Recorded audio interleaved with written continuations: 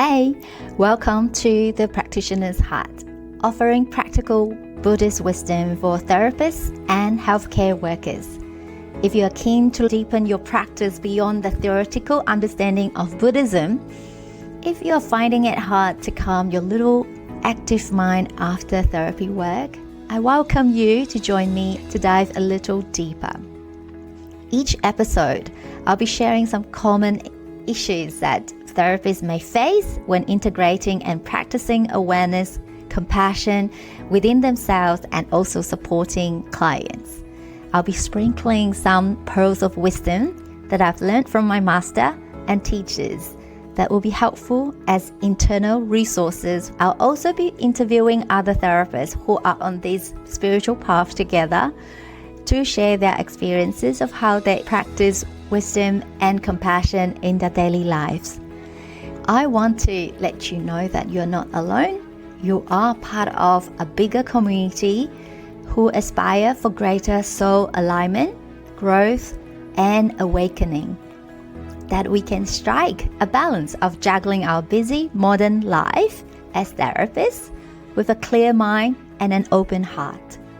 I hope to inspire more practitioners to explore deeper spiritual meaning and purpose on our path to enlightenment. I'm your host, Po Gan, a psychologist, a Buddhist practitioner, a parent of 2 children, a fellow human being with a busy mind, but with a great inspired vision for collective awakening. Let's begin.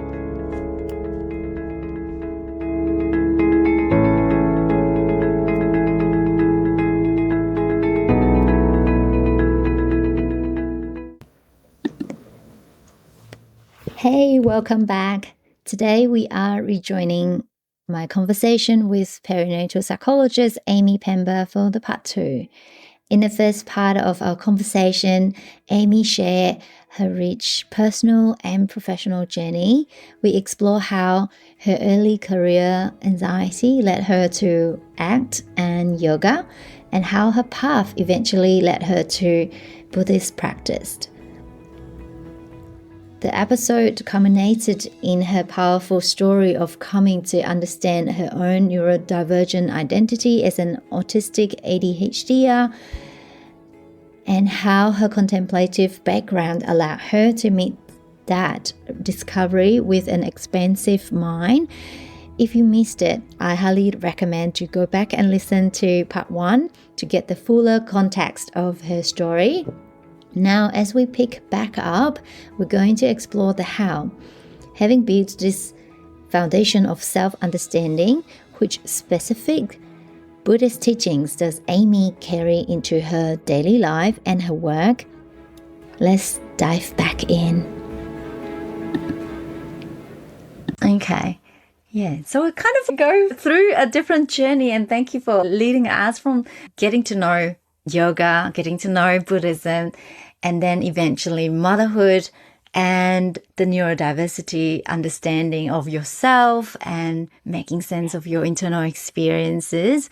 I can see how it interweaves your whole experiences and view and shaped who you are as a person. What part of the Buddhist teachings that you resonated the most out of or that you have been practicing and trying to incorporate that in your work?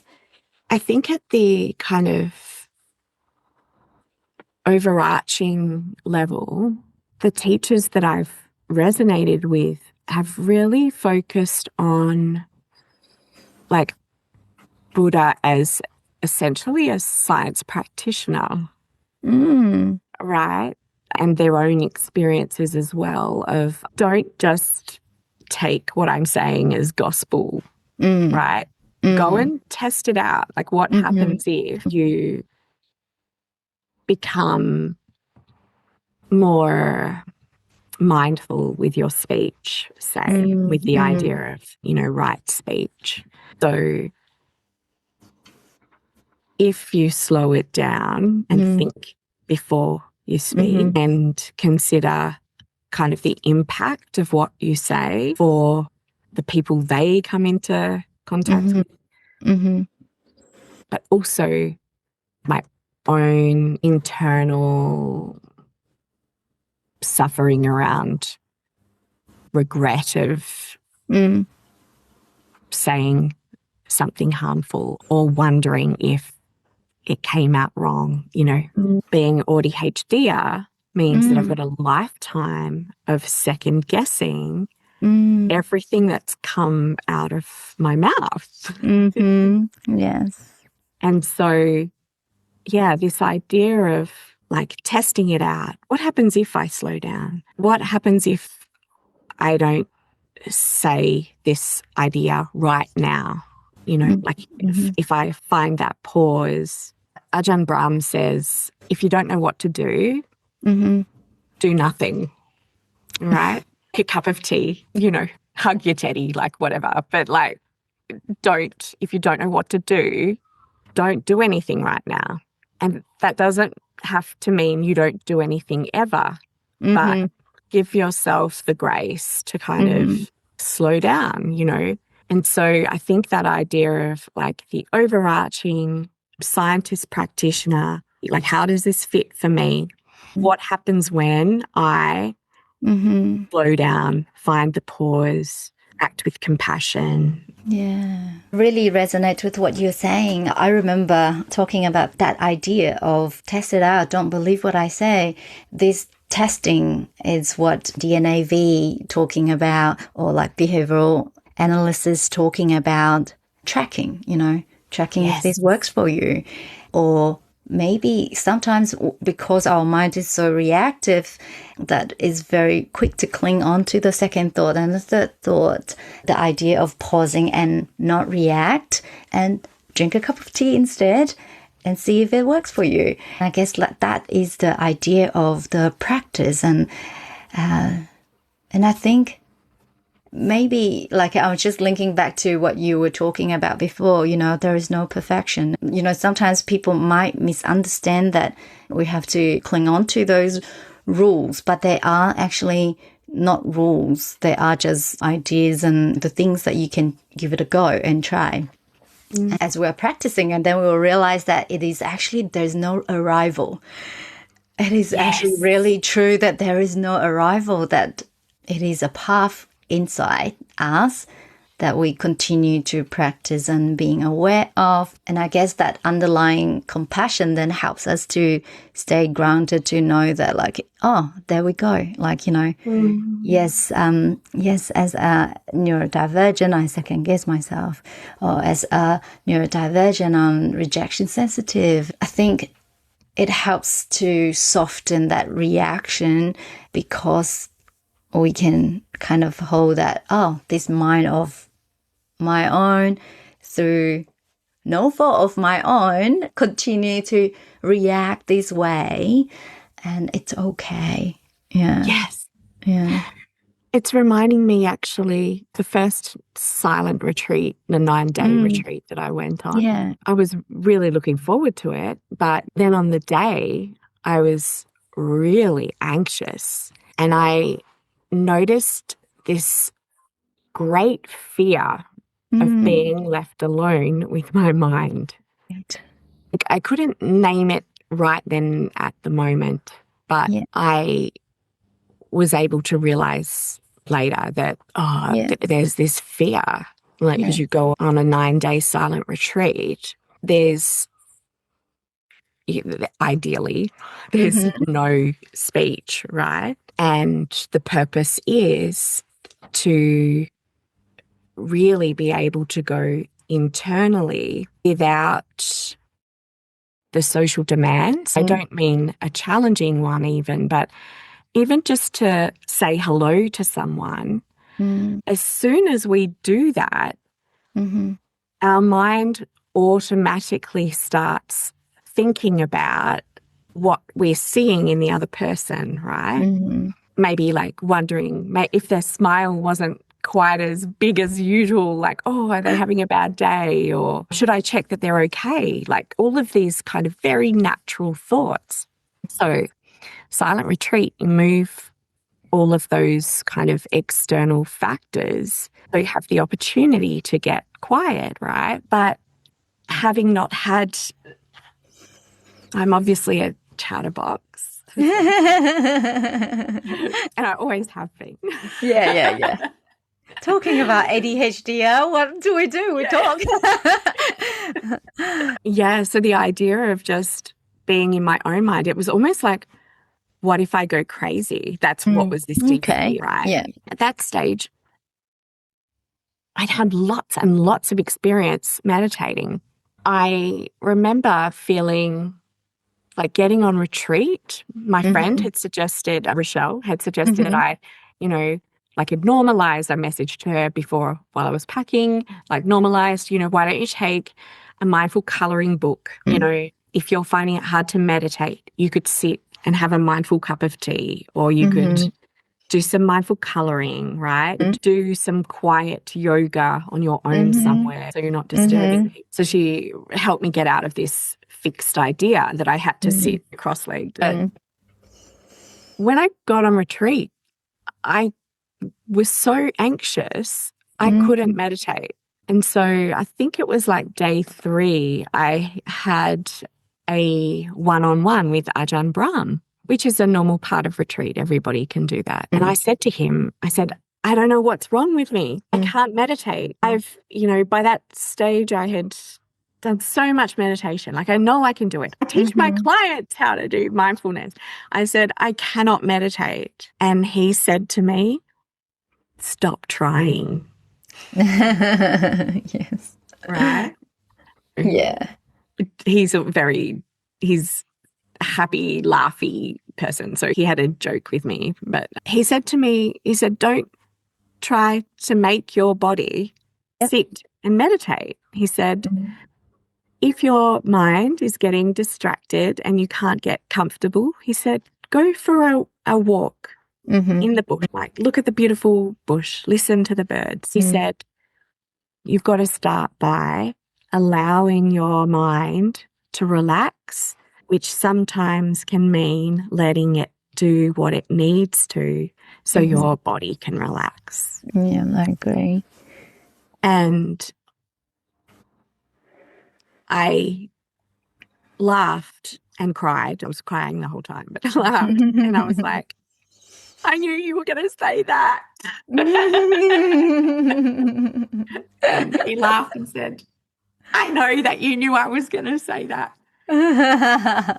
But you needed to hear it, right? That's right. And so I wanted to share that because I think that for people listening, perhaps that are maybe a little bit interested or are like trying to find ways of learning meditative practice, it meant a great deal to me to hear Ajahn Brahm say, it doesn't have to look any particular way. It can be moving, it can be the cup of tea. It doesn't have to be for an hour. And each time you practice and you find that moment, like that's also teaching you and your mind, it's there, like, you're capable. You've got to stop trying. You've got to work with it, Yeah. Yeah. I'm getting goosebumps. Yeah. And that allowing, that surrendering is actually moving you closer to that quality or that state of being rather than trying to fight it off. And yeah, I love that. I think, the walking meditation and the act of observing your mind as you are doing things, I think that is a practice that every one of us can do, even when, mind is really, really busy, even when our mind can be full of emotions of the anxiety and all of the fear. But when we are observing our mind, we're able to relate to some of these experiences a little bit differently. Yes. Just listening, thinking about what you were saying. Ajahn Brahm, because it's predominantly lay people that go on these 9-day retreats. And he always, like the first night, the first talk, he kind of does a Dharma talk to kind of set up a bit of the what to expect in case of anyone new. Yeah.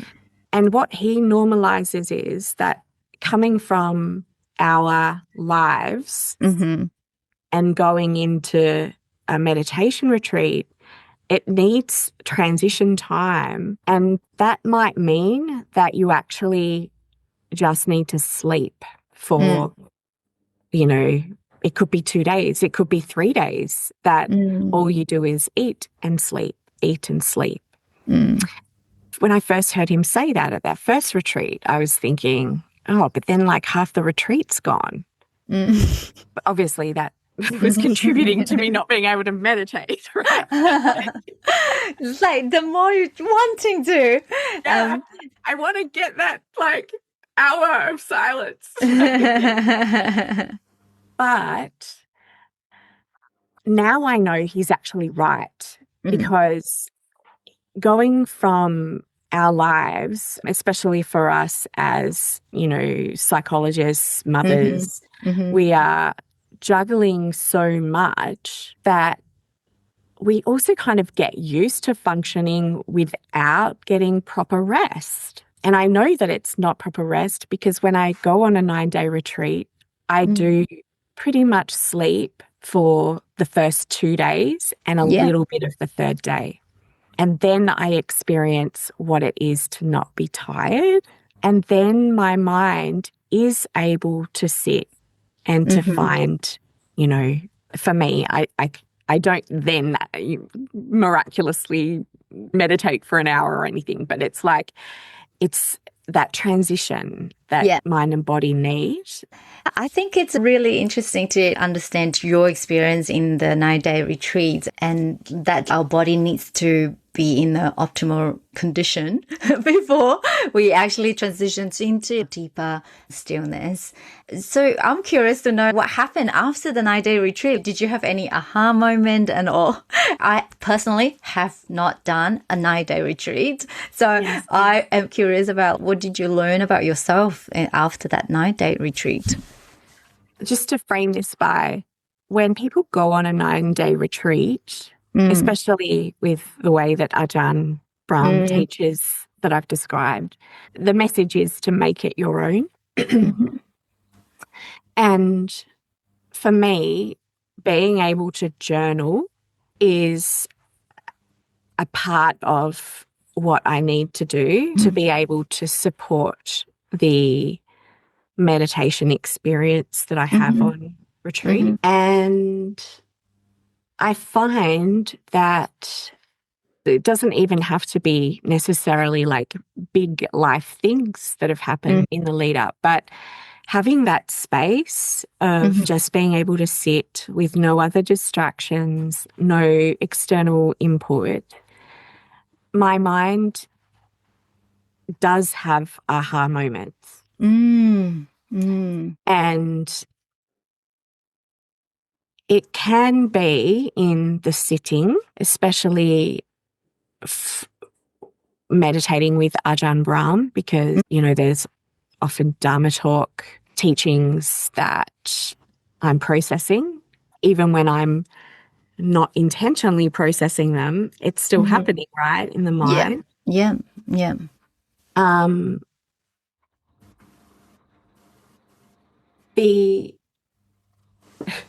I'm laughing because I'm like, oh, I need to hear myself say this. Go ahead. I've done 2 9-day retreats. When I get back, like the aha kind of that hits halfway through, you know, in the retreat is, oh, like, you know, this is so helpful. I'm so relaxed. I'm wanting to connect with people, like all of that sort of stuff. It's the, when I get back, how can I incorporate this mindfulness, this space to meditate? Like, how can I bring that back home and into everyday life? And I come back with very strong intentions, right? And I'm sitting here now. When was the last retreat? I think it was 2022, actually. But I haven't had a steady meditation practice in the last couple of years. And even the steady mindfulness practice, right? Because for me, it was like getting on the mat for yoga.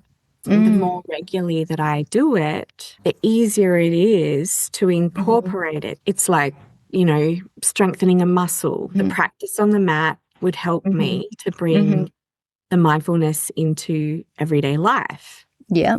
Yeah. When I go on a meditation retreat, I come back having practiced on the mat for 9 days. But then I disconnect from the community, right? Because the community is there for that period of time, and the state of life in a rural area, mother who's neurodivergent children, husband also working his own business, like all of that. The community is not accessible to me. And then I lose touch with. And so when you brought out this podcast and, you know, the other things you've been posting on social media, I think it's a mixture of like excitement and hope that like Poe's trying to create a space for people like me, psychologists like me, who are trying to stay connected with Buddhism, and it's hard because there's no accessible community. And that's what drew me to your work, your podcast. Oh, thank you. I can so relate, because usual times I'm very lucky that my temple, the community that I'm connected with, is in my suburb. So we get to see them every week. And you are right, like, you know, in that environment, that 9-day meditation retreat, I mentioned that like what you are sitting or standing or walking, everything, like when you're journaling, you are being reminded of bringing that awareness with you everywhere you go, and you get to experience that deep inner peace and perhaps better glimpse of that monkey mind sometimes, like, you know, oh, they're about to like create havoc, but you are aware of it, but you can kind of like find a way to let them go. Whereas like in our fast-paced world, like it's always that go, go, go, and we don't have a dedicated space and time. And I guess the idea is to actually allow ourselves that permission that actually this recharges me, and perhaps we need to do more of that if we are able to have that steady space where we practice, and it actually gets better and better. You get that transition time shorter over time, and you're regularly practicing and practicing. It's like you're going to yoga class and having that practice. Okay, let's bring it back into the real life again. And then you go back and recharge, and then you come back again, and then you're like, okay, I got this. And when you mentioned like the community sense on retreat, I mean, I even remember the first weekend retreat blew my mind that I would be in silence and feel so connected, right? Yes. Gosh, I got goosebumps. Yeah. I don't spend all my meditation retreat thinking about things like that. It's more that it will just at different moments. It's an embodied, like an intuitive realization that just all of a sudden mind and body are aware of, we are all here together, like with our own reasons for being on retreat, like on this path, but we are all humans, we're all people here with that wholehearted kind of deep desire to be, right? To be a part of something bigger. And I experienced that on retreat. Beautiful. Yeah. Yeah. It is hard to describe, isn't it? I'm feeling it with you, actually. I'm getting Oh, goosebumps as we're talking. oh, Yeah. thank you. And it is hard to describe that experience. You know how like Tara Brooks talk about the otherness, you know, how our mind's very easy to create separation and differences between us and others. And I find that like when we are in a community of practitioners, it is that deep sense of like, oh, what I'm experiencing of my fear and my insecurities, the other person experiences the same thing as well. At the same time, I want love, I want peace, and the other person also want love and peace. And I feel like the differences started to dissolve and you feel more of a connectedness and that one with people around you. Like, you know how Daniel Siegel talk about the mui, you know, me and we together. I feel that that is really the essence of a lot of the Bodhisattva practices are about. Yes. Yeah. Yes, because even if you look at teachings in terms of bringing peace to my mind, you know, being able to experience acceptance of all aspects of myself, right? It's not the way that we are taught. It's not like it's taught as an isolation thing. It's still taught in the context of the the us, right? And I'm just thinking that I think traditionally in psychology that I'm just going to clarify that in like dominant Western psychology, which is what a lot of our systems are based on, which is where kind of the power is in research, funding, diagnosing, all the things. The focus has been on individual in isolation. I think we have to change that. I think we can learn a lot from Buddhist teachings about that bringing in the us. We certainly try to do that with perinatal psychology, even working with a mum. Yeah. Always trying to hold in mind the baby or the baby and toddler, the other children, the partner. And it's my job to balance bringing in the we without the individual feeling that their needs are being dismissed or invalidated, right? But I don't think that psychology in general does that very well. Yeah, I guess we still have room for improvement. And I guess the more that people like you, like community psychology, having that mindset to be able to bring that into the mixed and perhaps will kind of create that we-ness more and feel less alone. Yeah. So, Amiee, the things that we have discussed has traversed a few different ideas about the practice, including understanding of ourselves, the self-compassion, and the importance of having that community and the actual practice. I like the richness of our conversation. If there is one thing that you would like the listeners to take away from our conversation, one seed that you can plant in the hearts of the practitioners listening, what would that be? I think it's about accepting that the path, like the Buddhist path, it's not a straight line, that there are forks in the road. Sometimes there's holes we can jump and sometimes there's, I don't know, cliffs and we have to kind of go around that path and we find our way back.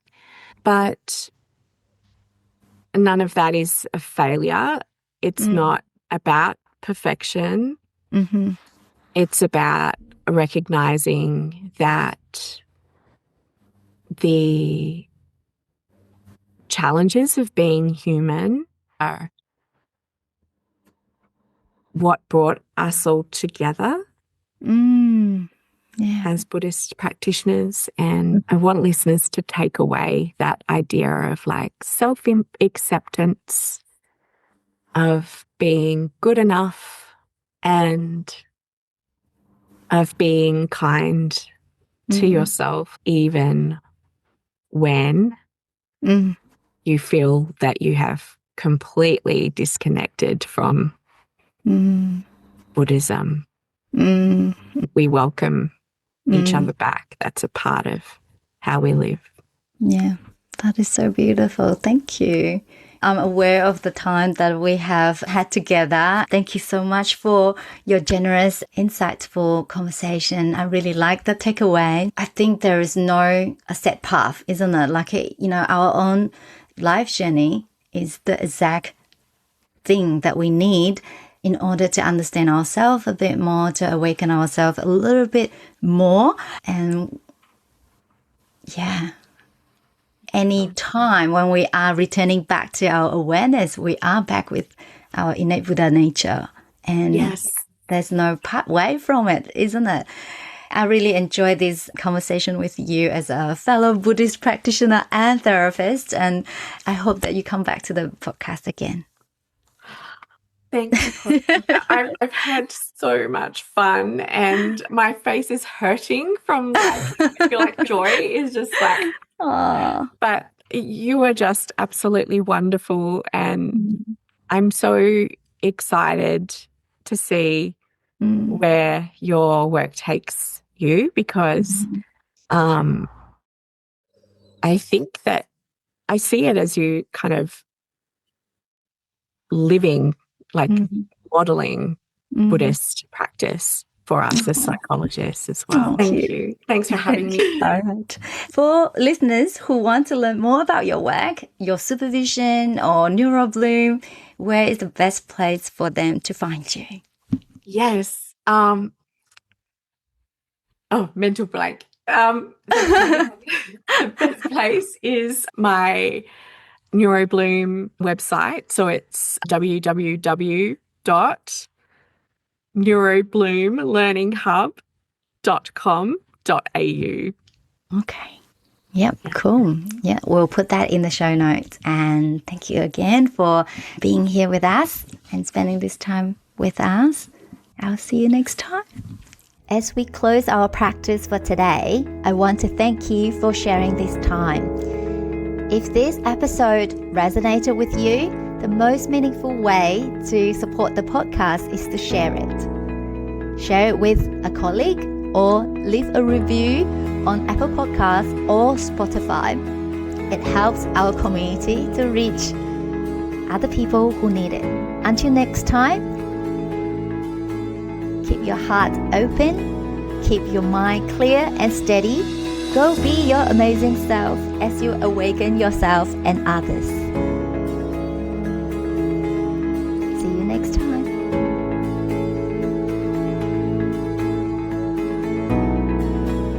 Just a gentle reminder that our conversation today is for inspiration and education only. It is not a substitute for therapy or clinical supervision, and our time together doesn't constitute a therapeutic relationship.